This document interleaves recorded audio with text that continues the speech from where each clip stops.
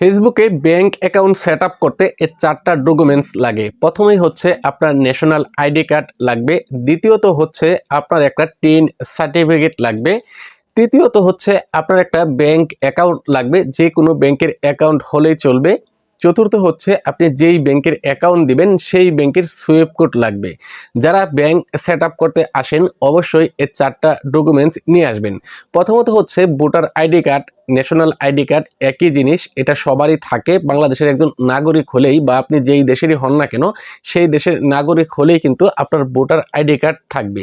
দ্বিতীয়ত হচ্ছে tin certificate কোথায় থেকে নেবেন? আপনার ন্যাশনাল আইডি কার্ডের ফটোকপি কিংবা আপনার আইডি কার্ড নিয়ে বাজারে চলে যাবেন, কোন অনলাইনে কাজ করে এমন কোনো কম্পিউটারের দোকানে গিয়ে বললেই তারা আপনাকে টিন সার্টিফিকেট তৈরি করে দিবে। আর ব্যাংক অ্যাকাউন্ট, যে কোনো ব্যাংকে গিয়ে আপনি অ্যাকাউন্ট করবেন, যেই ব্যাংকে অ্যাকাউন্ট করবেন সেই ব্যাংকের সুইফট কোড সংগ্রহ করে নিয়ে আসবেন। এই 4টা ডকুমেন্টস যদি আপনার কাছে থাকে আপনি ফেসবুকে ব্যাংক অ্যাকাউন্ট সেট আপ করতে পারবেন এবং ফেসবুক থেকে ইনকাম করতে পারবেন।